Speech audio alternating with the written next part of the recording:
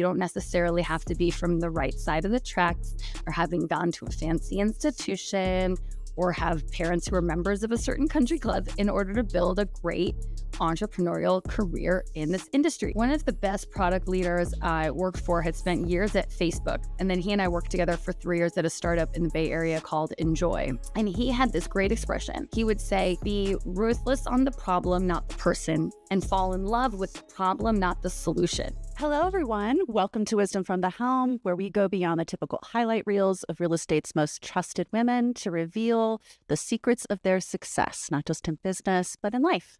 We're your hosts, Danielle Wilkie and Heather Frick, and today we're thrilled to welcome Neda Navab. So excited. She is an executive leader at the biggest brokerage in the U.S. by sales volume in 2024. Neda serves as the president of Compass Real Estate today, but before stepping into the world of real estate, Neda built a really strong foundation in business and leadership with an undergrad economics degree from Columbia, where Neda, you were the president of your class. Cool fact. I'm that. Love that one. And she earned her MBA from Harvard. She cut her teeth at McKinsey, and she really honed her operational expertise in tech businesses like Box and Sidewalk Labs, which is a subsidiary of Google, before coming to real estate. But since joining Compass, she has played a very important and pivotal role in scaling one of the country's most innovative brokerages, leading teams through hyper-growth, geographic expansion, and rapid tech adoption, all while staying grounded in the mission to support agents by making sure that they are becoming the real estate advisors of the future. In this episode, we talk about lessons she's learned along the way. Neda's story is definitely one of vision and grit and intentional leadership, and we are so excited to share it with you. I will say personally, I got the chance to work with Neda during my time at Compass and can say that she was and remains one of my favorite business colleagues. She is bright, fair, driven, and absolutely has one of my most favorite laughs. She works, she does. She works hard, often behind the scenes. And so we're really thrilled to have a chance to share her genius with all of you. Welcome, Neda. Thank you, Danielle. Thank you, Heather. Not a week passes that I don't miss you around here, Danielle. I know. We had a good thing, but I know you are still running strong and hard and doing amazing things, and it's so fun to watch you. So here we go. Let's start with a why and how you got into real estate. Because for people coming from the world of technology, especially like 5 or even 10 years ago, that might not have seemed like the most obvious next step from a career perspective. So can you take us how you went from that world of tech into the world of tech, your why and your how? Yeah, absolutely. So, I often say at Compass that my journey into real estate started with my mother. So my mom was an immigrant. She immigrated to the U.S. In 1979 when the Islamic Revolution broke out in Iran. So if you'll remember, or you've read the history books, overnight there was a regime change in Iran. Those who were not aligned with the new regime had to flee, and those scenes were not that dissimilar from what we saw in Kabul, Afghanistan a few summers ago, right? People like clinging onto the wings of airplanes to try to get themselves and their families out of the country. And so she landed in the U.S. at the age of 17 with a little brother in tow and had never finished high school, so had never, gone to college. And she stumbled into a career in real estate because you don't necessarily have to be from the right side of the tracks or having gone to a fancy institution or have parents who are members of a certain country club in order to build a great entrepreneurial career in this industry. It is so fair. And so this, Iranian woman, turned one job opportunity into another, broke into real estate. And so I got to sit shotgun when I was growing up, seeing her in the industry and seeing how hard the industry was, at the time in the 80s and 90s.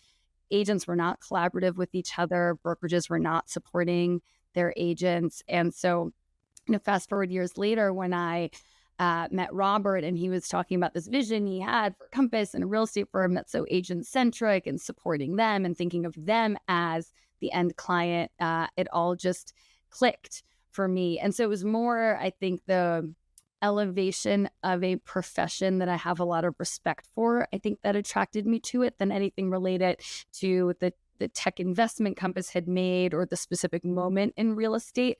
It was, and this is how I made a lot of my job decisions. It was a visionary leader with a really inspiring point of view that I think captured me. Mm. Yeah, Robert has very inspiring points of view. Yes, yes. And what a connection to your history. That is such a great story about your mom. That's awesome.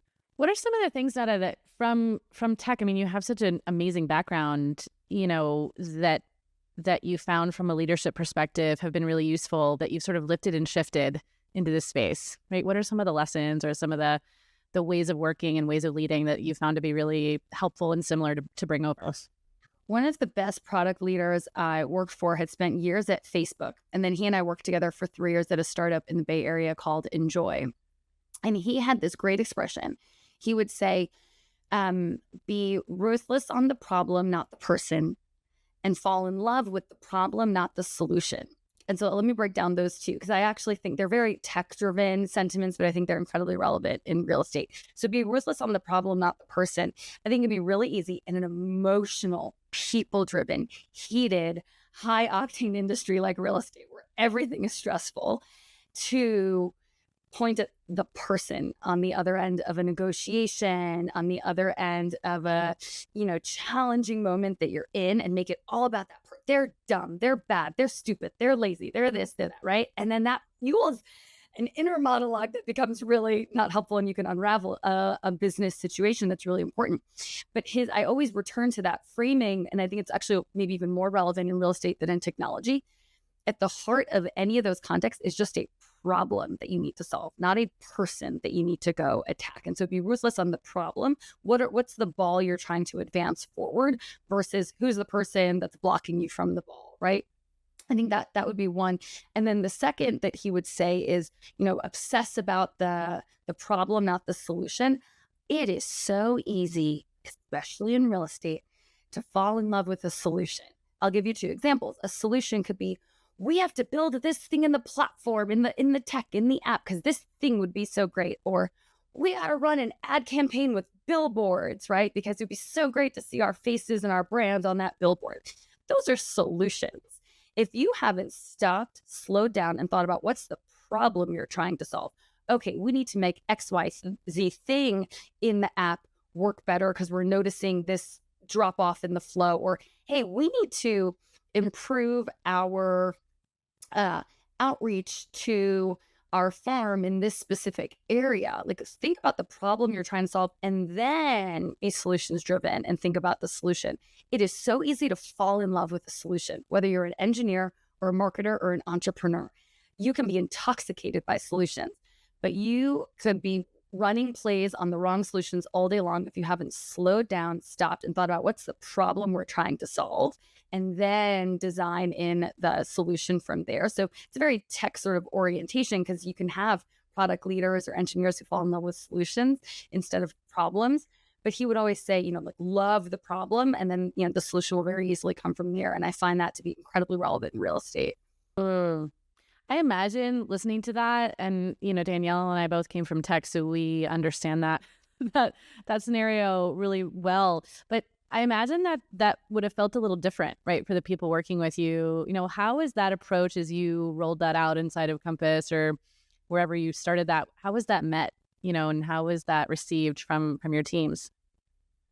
I think it depends on the team. I think it can be really hard when you are so for Compass, right? So we're building a B2B to C, if you will, sort of platform, but primarily B2B. I'll give you a challenge is, I think a lot of times tech teams fall in love with consumer problems because they are consumers, right? And so they fall in love and they think about all the sexy, great things that they would love to build for end consumers. And I think the challenge is to help them zoom out and zoom into the actual end client and end set of problems that they're trying to solve. And then how do you motivate them around the business opportunity or the personal impact that they can have in the B2B sense? So I think part of it is knowing what to look out for in terms of what is going to grab the gravitational pull and energy and excitement of your team, and how do you kind of harness that but put it in another place. I think on the agent side, it's really hard because falling in love with the solution. That's the equivalent of, you know, um, it's the equivalent of, I think, hang on, let me pause. Let me think about how to articulate this. I think real estate can be a very image driven industry. It can be very externally validation driven. And so solutions in particular as it relates to marketing your business and building your business sometimes get so rooted in, image and what you're trying to externally portray. And I think all it takes, it's not that hard. I mean, you all know this, it's just really good business planning, right? It's having that manager, leader, coach who can help you actually go back to your first principles.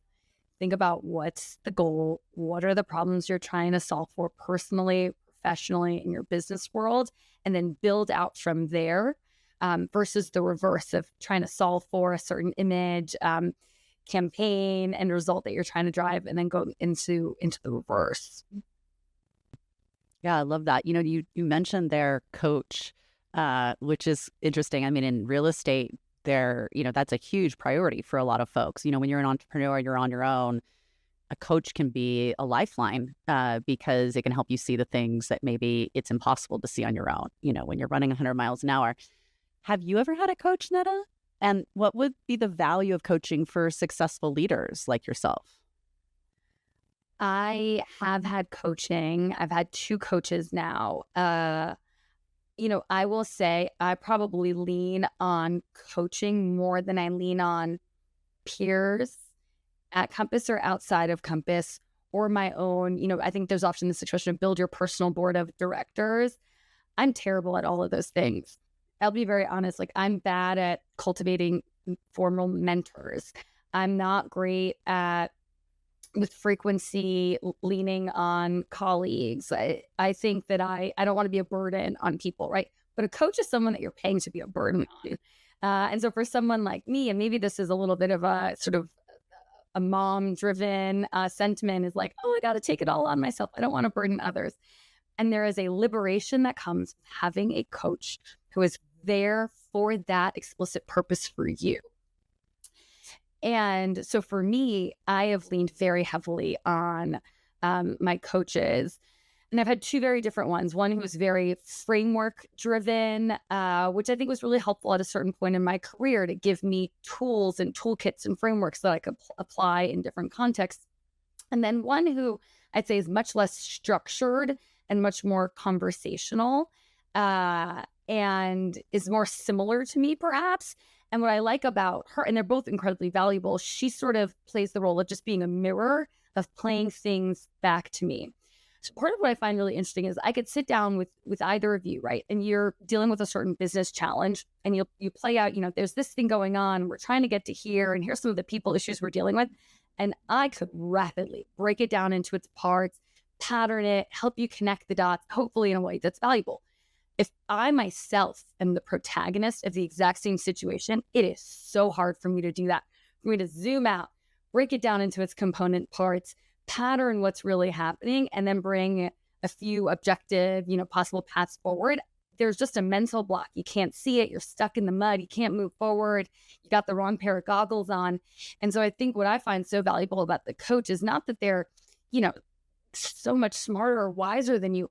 It's they are removed, but they know just enough about you, your business, your industry to help connect the dots.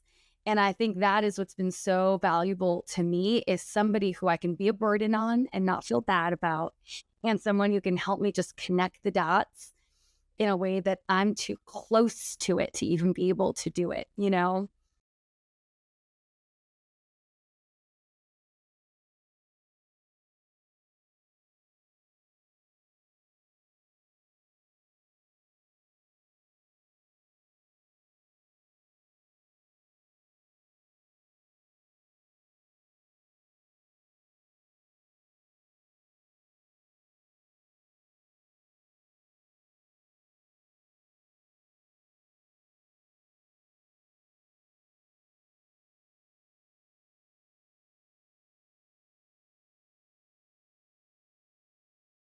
Hmm. One of one of the other things I heard you say earlier, before your coaching comment, was that this industry has so much sort of focus on external validation. And I think that that's probably true. We see also that leaders, as they're coming up in their career, are often sort of looking out there, right? Like looking externally for validation or looking externally to place blame on problems, right? And we're starting to really get curious about how are great leaders like yourself actually, how have you shifted to this mentality of leading from within, right? Noticing that it's not all out there, right? The challenges or the blockers or the opportunities, it's actually all kind of inside of you. How have you kind of stepped into that perspective as you've gotten to this point? I think that we underestimate ourselves more than anyone around us underestimates us. And so I'll give you an example. I was only 6 months into my time at Compass when I got a crazy promotion that had I probably applied for from the outside in, I wouldn't have even gotten a call back. A recruiter probably would have laughed reading my resume and then skipped on to the next page, right? So I was working as Robert's chief of staff for a couple of months and then was given a promotion to oversee our business across the East Coast. This is in 2019. So the business was much smaller than it is today, but still call it 3,000 agents, a few hundred employees. And I was so confused by the promotion. I think I may have even in the initial conversation thought that it was a joke. And then I think the next day when I came into the office, I realized he wasn't joking. And I think in that moment, I'll tell you a couple of things. So one, in that moment, I all of a sudden was managing people who were a lot more senior than me, who had many, many, many years more real estate experience and more years of Compass experience and more years of business experience. And so, instead of calling it imposter syndrome, I think I stepped into like full humility mode, right? Because I was like, I didn't deserve this. And I think it was true. I actually don't think I deserved the promotion. Was I ready for it? Potentially. And I really earned it? No. And so I had to sort of go in with incredible humility because I felt humbled by the experience and be ready to learn, but then also be ready to show why I was earning my seat at that table, right? So it wasn't like a 90-day listening tour, right? It was, I know that I have so much to learn from you. Let's hit the ground running together. But I think that experience was a hard one. It was an uncomfortable one. It was pushing me out of my comfort zone. And I think at that moment, I realized there is something in me that my boss or others at the company saw, maybe I didn't see in myself yet. They weren't promoting me to be nice to me. And they weren't promoting me because they had no other option, right? This is a high growth company. They've raised tons of money. They could have moved anyone else at the company into that role or anyone externally into that role. And so I realized that, one of the most important stories that exists in the world is the story you tell yourself about yourself. And so I had no idea why I'd gotten this opportunity. And, my boss wasn't really even able to articulate it to the level of precision that I would have wanted. You know what I'm talking about, Danielle? But I realized that I had to start to tell myself a story, that there was a reason I had earned that responsibility. And so I think part of what I've, realized since then is, and I say this to the women on the team, but to the overall team all the time, is the strongest steel you have is well-earned self-belief. It can't be bent and shattered. And so what are the things that you are feeding yourself that allow you to have more self-belief, even on days where you feel like you haven't earned it? And so it might be, by the way, if you think that you just crushed a meeting or a pitch and you just need to hear someone tell you that you did, go ask for feedback on how it went. And maybe you're just like, you're fishing for a little mini compliment, but it's because if you are externally validation driven, maybe you just need a little bit of that boost from someone, right? That person who's going to make you feel 10 inches taller than you are, right? So seek it out. Part of it is, surround yourself by the people who will, reaffirm that self-belief. Part of it is like, if you just need little micro doses, I think that's fine. Go find the people who will give it to you on your team, peers, etc. Because I think we underestimate ourselves too much. So I think you can create the context for external validation, but in a way that is servicing you building that self-belief internally, if that makes sense. A huge moment. I was actually just this weekend, I was just writing an article about the concept of hype docs, like hype documents. I don't know if you've heard of this concept, Netta, but it's this like idea that you have like, it could be a Google Doc, it could be an Apple Note, whatever it is, but just making sure that you are writing down and documenting the kind of stuff you're talking about, because it can be so ephemeral. It comes in and out. It's like, oh, it was like that good for that moment, and then it's like gone. And so like, how can you do a better job of tracking when you get these wins or those great feedbacks, and like document it and then revisit it every so often so that you can do exactly what you're talking about, which is this idea of, creating your own, like building your own narrative so that you are living and believing that more and more over time. I love that so much. I think that is brilliant. And I think whether it's in a document or you boomerang it to yourself on email, 3 months later, a positive email that you receive from someone and you just want that little lift down the road. I think that is so smart, Danielle. I'm going to start doing that. I love that. You need a hype doc, Netta. I'll give you some stuff to put in there. All right. So another note is that, you rose quickly, like especially Compass, to your point, like boom, boom, boom, boom. All of a sudden, you're basically almost at the top. And I know that many people listening will relate to this, especially entrepreneurs, where, leadership can feel really lonely, especially when you're kind of more by yourself up there. And your note around like, I don't necessarily cultivate a ton of like personal board of directors or whatever. So how do you find support and inspiration when that loneliness can kick in? Mm-hmm. Well, I will say again, I think that having a coach is so critical because I think they can be your hype person. I think that is, if I were to point to a few different things that have contributed to my success, I would say without fail, having an executive coach along for the ride has been in the top 3 or 4. I would say that. And then I would say, staying close to the mission of what you're working on, staying close to your why, I would say is also really critical for me. So for me, that means not spending a ton of time sitting in our corporate headquarters, right? It's getting out into what we call like the field or the regions, right? So go out into the local Compass offices. We've got 400 something of them around the country. Get closer to the why of who you're working for and what are they experiencing, what do they need from you, because it'll remind you of what you can uniquely bring to the company. I think sometimes if you get too stuck in a corporate context, or if you're leading a massive team now and you're too far removed from the buyers and sellers that you're serving, I think you get lost, and I think you forget how you can add value, right? So getting a little bit closer to the core of the mission, I think that's really important. I want to ask you a question about feedback. You mentioned, we've touched a little bit on it, but leaders who are super high achievers and make it to the top really fast sometimes really crave feedback. Sometimes they get nervous about it. Sometimes it's like, ooh, the F word, right? It's like feedback and elicits like a bodily response.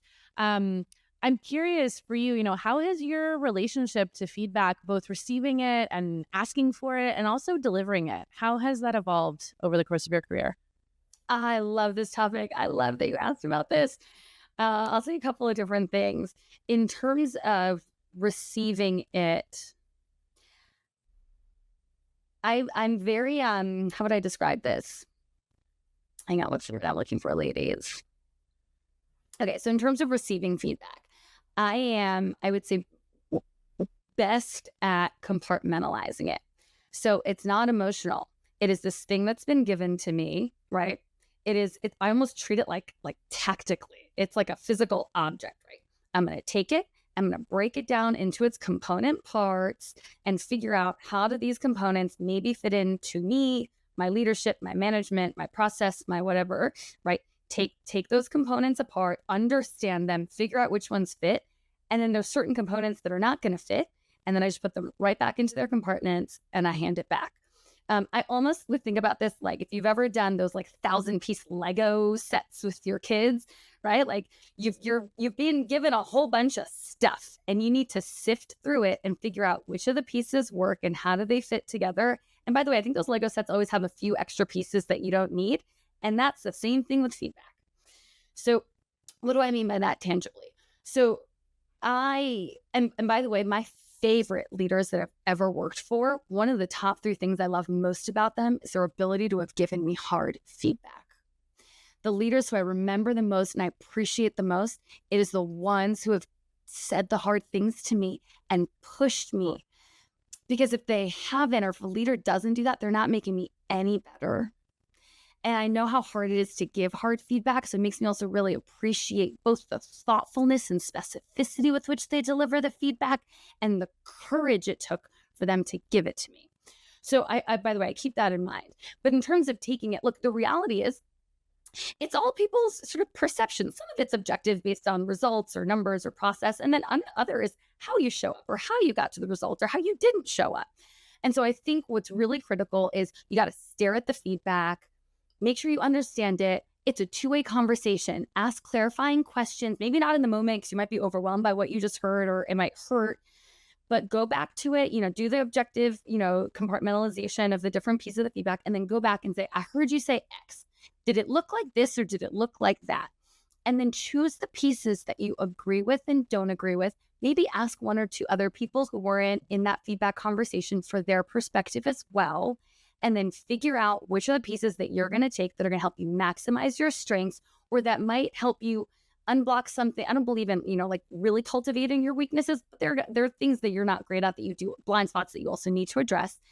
And then the pieces that don't fit with your grand plan, your role, where you're trying to get to, it's okay to say that was not relevant to me, right? But only after you've done that process of really dissecting and digesting the feedback. So I'll say that in terms of delivering feedback, I think what I said previously applies. Like my favorite managers are the ones who've given me the really tough feedback.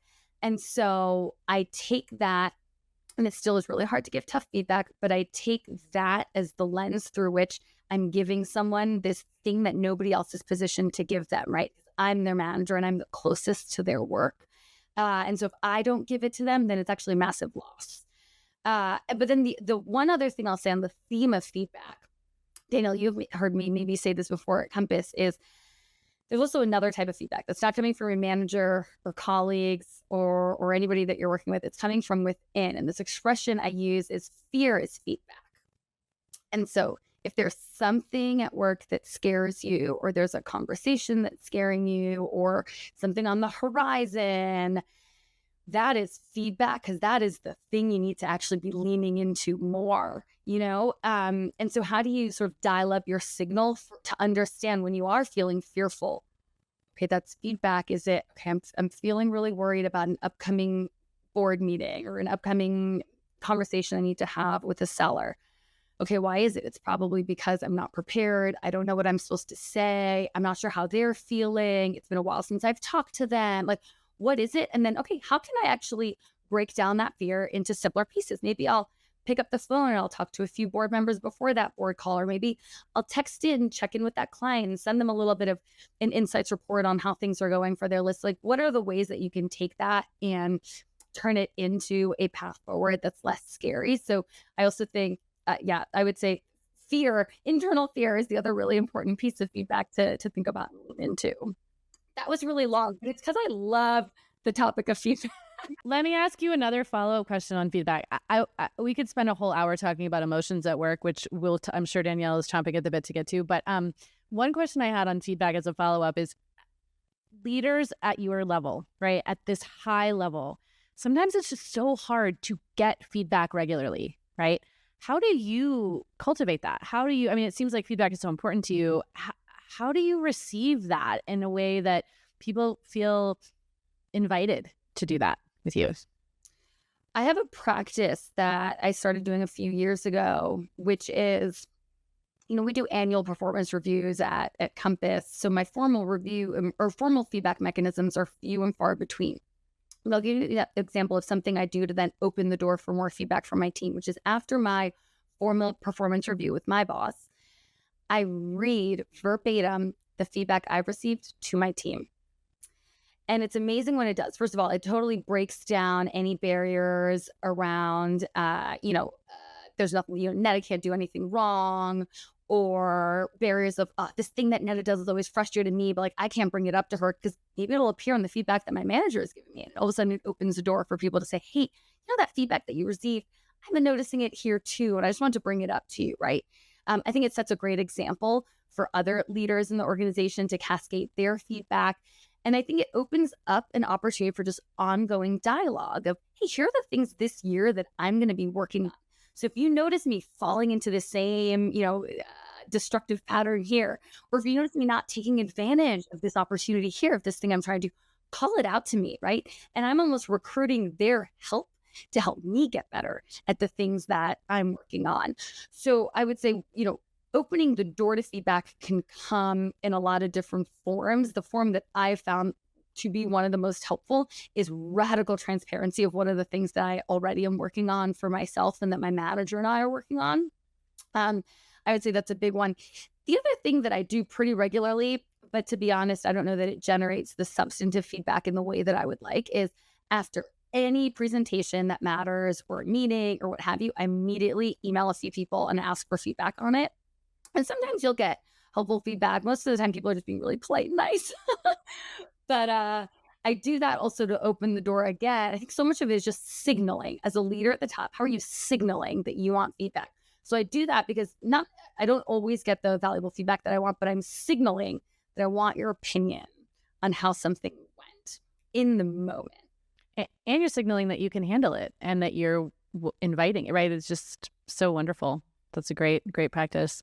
Neda, what was, if you're open to it, since you are so transparent, when you talk about leaders who gave you or managers who gave you like life-changing feedback, do you have an example? Like, is there one that like really sticks out for you that really impacted you?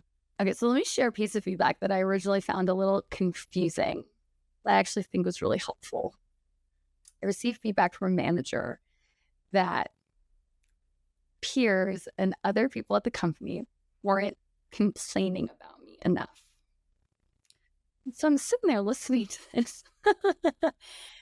And my manager saying, people aren't coming, they're people, come to me and complain about so and so all the time. And I come to me and they complain about so and so all the time. People don't really come in and complain about you. And so I'm sitting there as I'm digesting what to do with this feedback. My immediate reaction internally is, well, gosh darn it, it's because I work triple as hard to try to get things done in a collaborative, constructive way. And I meet, 3 times as often to, bring people along before the main meeting. And I do all this, syndication of the idea, all this stuff. And so I'm protecting you from the complaints because how I'm getting to my results is actually constructive and helpful. But as I sat with it longer, and so this was a piece of feedback that originally, to be honest, it pissed me off. I'm like this woman who's working so hard to keep everyone happy, and you're coming back to me to say people aren't complaining about me. What? But I'll tell you, what I think it's signaled and has actually been really helpful for me is it means that I probably wasn't pushing people as hard as I could or should, whether that be direct reports or cross-functional partners.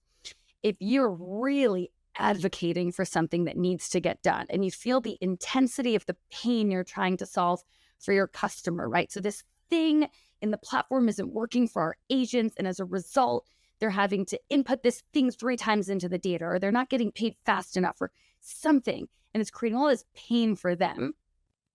Don't try to beat around the bush or be really constructive and bring people along. Go into the room, have the assumption that you're going to be ruthless on the problem, not the person, but be ferocious in advocating for what you need to get done for the stakeholder that you're representing, whether it's people on your team, your agents, their clients. And so push on people a little bit harder was the lesson I took away from this. And I actually think it's really served me well, right? Because I feel like I have permission to make people a little bit uncomfortable. And it also, again, we all need reminders of this, even me in my job running the brokerage here. It was a reminder that you need to remind yourself that you know better than most people in the room what the answer is and what needs to happen. So don't always try to bring people along. Sometimes you just got to assert, I see the problem and I see the path to the solution. Like, let's run at this as fast as we can. That's a great one. What a great example of how sometimes it takes, like you were saying, when you get feedback, sometimes it takes a second to just go back and process all the feelings about it and then come back to it with clear eyes, which I think that was such a great example of you doing that. That's an awesome one. That's great. Neda, how do you manage? We've established that you must have invented a way to put 5 more hours in the day, I think, being in your role and having 2 young children. But curious about how you manage your energy, right? How do you do that effectively in your role? And then how do you kind of model it for your team and make sure that that's happening in a way that's serving everybody? I wish my answer was, oh, I like wake up at 5 and I exercise every day and I make a matcha and I only consume organic raw foods. I don't do any of those things, people. I barely am able to, I barely eat like a bag of nuts for lunch. So it's it's none of that stuff. If I'm being really honest, in my season of life, that part of my life, I just am not there. And I hopefully I'll get better. Um, I think it comes down to a couple of things. I think one, it comes back again to compartmentalization. That, like, whatever that phrase means to you, I brought it up with the feedback. I really compartmentalize. And I think we put a lot of pressure on ourselves to have like balance. I don't know what that means. All I know is within this next 60 minutes, if I'm meeting someone, it is just me and them. And that 60 minutes is about that person. It's actually not about balance. And then if I'm home and there's a 2-hour stretch, I need to be present for my husband because he's dealing with something at work, or one of my children because I haven't spent enough time with them that week. That 60 minutes is about them. It is about hyper precision with what the line of the compartment is. The compartment could be 60 minutes long. It could be a full day. It could be 20 minutes. Be very specific about what's happening in that moment. Bring your energy to that moment. And then when you move on from that moment, you've closed that compartment and you go to the next thing. Like when I am here, unless I get a phone call from my child's school or a nanny, I have to be honest with you, I'm not thinking about my kids. And by the way, it's because I know they're in good hands. But I don't muddy waters, right? And then if there's family time, it is family time, unless I get a phone call from Robert or an agent, where something incredibly intense is happening. That's it. So I think one thing around managing energy and having energy is I don't allow that bleeding to happen. Now, I think like work-life integration, yes, like those are all like important concepts. It doesn't work for me. Meaning, and there might be an hour where I take my husband to a Compass event and then, like that's work-life integration, but that was intentional. And I chose that to be a compartment that was integrated. But I'm very precise and specific with how I think about divvying out my hours and my time. And I think the notion of like work-life balance to me is about like just be as precise with the unit of time as you can be and what's meant to happen in that unit of time, and then close the compartment, move on to the next unit of time. So I think that's one. I almost sort of think about my day as like a Tetris board. And then I'll tell you the other thing is I was reminded maybe right after I had my first child, a year in, how important fun is to me. I love and thrive off of having fun. And that could take any form. It could be Danielle and I catching up on a phone call and having a goblet of wine while she's in Colorado and I'm in New York on a Friday night, right? Or it could be going to an incredible concert with my husband, or insert something else. But I need like my energy boost comes through having just fun. And I'll tell you this great book, you all may have heard of it, that I read a couple of years ago that prompted this. Was probably when my son was a year old, called Die with Zero. I think it was written by Bill Perkins. Highly, highly recommend it. Even if you just read a summary of it, or listen to a podcast of his. And the basic notion is, we are constantly saving things for the future. We're saving money for the future. We're saving experiences for the future. Oh, I'll take that trip to Japan when the kids are 15, or, oh, I'll donate this money to that nonprofit I love when I die, or whatever it is. I'll give that, insert the thing. But his whole point is you're going to enjoy that thing less the more you put it off. First of all, because maybe by the time you make it to Japan finally, you're achy and you can't really walk anymore and you don't have the attention span and you're uncomfortable. And so actually you're just miserable the entire time you're there. Maybe you can't do that great thing that, it's like physically demanding.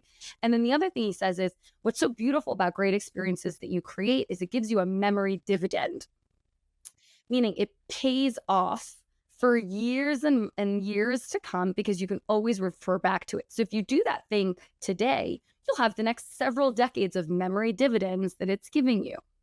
And so that's a really long way of explaining the answer to your question, which is I realize what matters to me a lot is having fun. And so Andrew and I, before I got pregnant with my second child, because then when you're pregnant, all hell breaks loose. We can't do any of the fun stuff. But we just had a year of yes. We were invited to a football game. We said yes. There was a great concert a friend wanted to go to. We said yes. There was insert whatever. We just said yes so much more than we said no. Not in the pressured way, not in the, oh God, all of a sudden our social calendar is filled. No. It was still like maybe like 1 or 2 commitments a month, right? But we said yes to things and we had fun. And I think the happier I am in my personal life, the better energy I can bring in my professional life. The reverse is true too, but because I'm great at compartmentalization, the work negativity doesn't necessarily bleed in, I'll be honest, into my personal life. But the reverse, the positive flywheel, is very much true for me. So I think, I would say fun is the other key thing that now that I'm 9 months postpartum and I have a baby, I can be fun again. I want to go back and ask you a question that popped up in my mind when we were thinking about your coach. One of the things that we hear all the time is that it's really hard to find the right coach. It's like, to your point, like you had 2 different coaches with 2 totally different approaches and needs. And so there's like can they meet my need based on how they approach their craft? And then also, are they a good fit for me, in terms of where I'm at in my life and season? How did you find your second coach, Neda? Like, help us understand, like, how do you even find these people?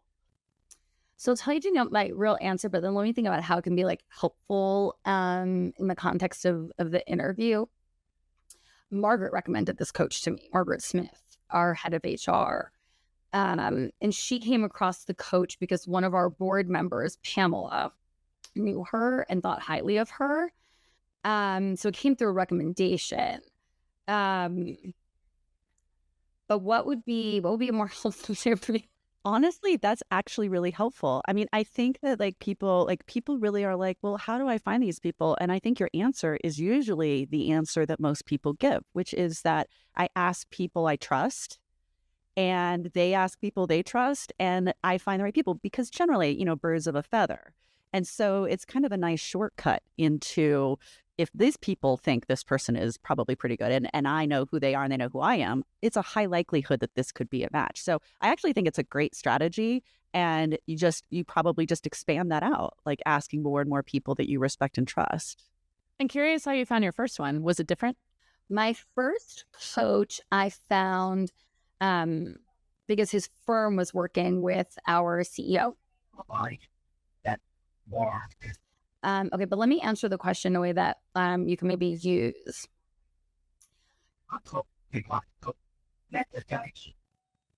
So I found my second coach. It actually wasn't that nuanced, Danielle. Someone who I work with, who I really trust, recommended her. She knew that I was looking for a coach. And by the way, I would put it out there to a bunch of people, make it known, let people know that you're looking for a coach. And she knew that I was looking for a coach and she knows me pretty well. We've been working together for several years. And when she came across this new coach named Courtney, she proactively came to me and said, I think she'd be a really good fit for you, Neda, and I want you to talk to her. No pressure, but I think you should talk to her. And so I think leaning on someone who knows you well, whose judgment you trust is really important.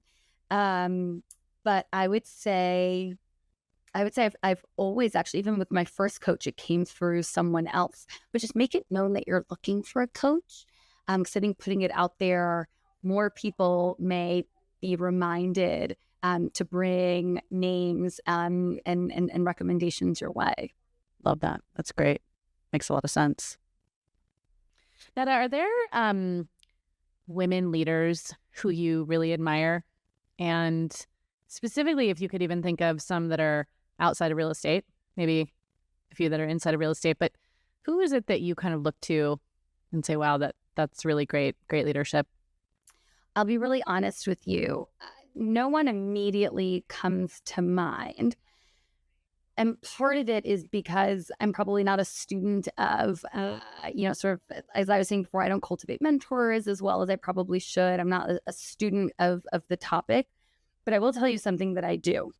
And this is maybe a different version. It's an other person's hype doc, Danielle, to use your expression on building your own hype doc. When I see something great that a woman does, whether it's an article I'm reading about another woman or I'm in a meeting and I see a woman in action and she reframes an entire conversation with a jujitsu question that she asks, I write it down in a note in my phone.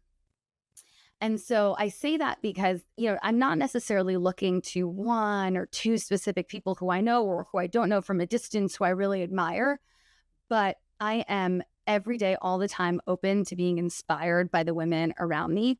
And I think it can come from a junior team member who says something in a meeting that totally all of a sudden turns you 90 degrees on the topic at hand.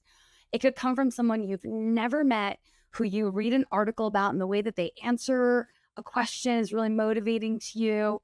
It could come from books, right? Fictional characters.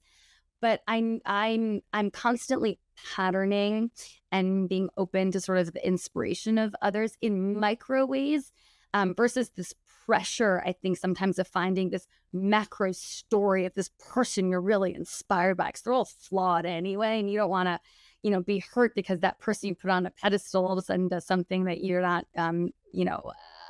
galvanized by. But what I love about that is I think it's also, it speaks to, I think, a level of curiosity, and it speaks to a willingness to just be learning all the time from anyone around you. So I would say, I don't probably have that one or two names that I'm, following in the footsteps of, so to speak, but looking for unique ways that women are showing up every day that I can learn from. I love that idea of collecting, just one, being on the lookout for it everywhere and collecting it. It's like a mosaic of amazing leadership that you're just gathering and creating. It's really cool. And I've also seen you, Neda, not just collect it, but I've also seen you give that to the people. So it's this wonderful bi-directional thing that you're creating, which is like, I am collecting that wisdom and sort of like tagging it for myself and remembering it. And I'm going to give that woman in that moment that feedback in a positive way that she again can take. And then, so that just creates that virtuous cycle of, I think, like energy and growth, especially among women, that is so important. So I love that. Yes. Well, building on what you said, Danielle, I was meeting with a group of women here at Compass the other day, and I said to them, one of the things that I've learned maybe the harder way is that my work doesn't speak for itself. And I think oftentimes women think or hope or assume that their positive work and contribution just speaks for itself. Absolutely not.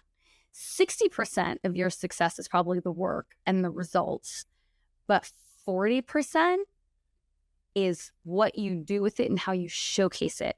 And what's the story about yourself that you're telling others?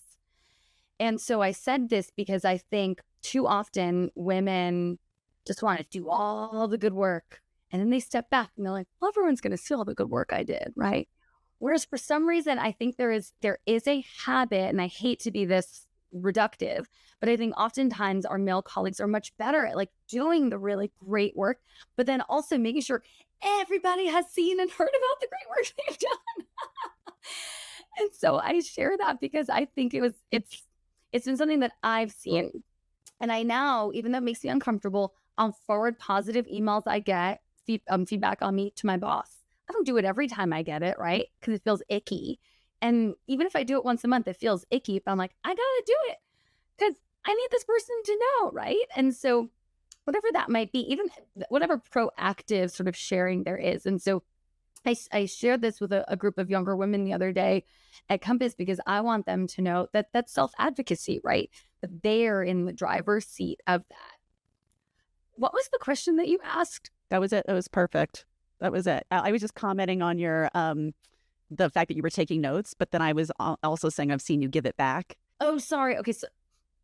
So to get back to your point, Danielle, one of the things that I've been proactively doing is making sure that I'm sending that positive, quick 30-second note, especially if it's not in person, to a woman, and then reminding them and copying their manager of it, or reminding them if they're getting that positive note from someone else, just forward it on to your manager, right? And I think that positive sort of sharing that flywheel is really important. Yeah, I love that. I love that. Maybe that's a great way to segue to our last question, because it's actually about advice you would give your 25-year-old self. And it sounds like this is great advice that you gave to a group of young women. But if you think about what's one more that you might think about you would give to your one or two more things you might say to your 25-year-old self. Okay, I have a few thoughts on this. The first is, I really believe that there is no such thing as an A player. I think it's a player who's put into an A context. Early in my career, I was working at a consulting firm, McKinsey in New York City, and I was not in the A context for Neda. It wasn't the right culture fit for me. The nature of the work wasn't a good fit. And I was a shrinking version of myself. I just felt smaller and smaller and less capable. It just wasn't the right fit. And it wasn't until I made a dramatic career change. I moved to Rwanda. I started working for a nonprofit. I was building a business training program for women in the field. And I hit my stride, and I was having such a positive impact, and it fit so well with my skills. All of a sudden, I felt 5 inches taller than I did when I was at McKinsey, right? And it was only 12 months later. And I've realized this since then, because since then, it hasn't been up and to the right. I've been back in contexts that make me feel like a C player, and then back in contexts that make me feel like an A player. But I'm still just me, right? I haven't changed. And I think what I wish that younger Neda would have known is, if you're ever feeling like that smaller version of yourself, or like you're not showing up with your A game, you're probably in the wrong context. It's the wrong problem set you're working on, wrong company, wrong culture, wrong manager, insert whatever it might be, but stare at it and try to understand and diagnose why you're not feeling like the A player that you are. That'll probably be the top thing I would remind myself.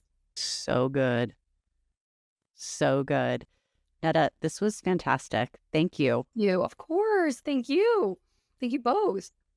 I could have stayed on for another 3 hours. Yeah, we You appreciate get to it. jump back into the current of Compass meetings, but Yeah.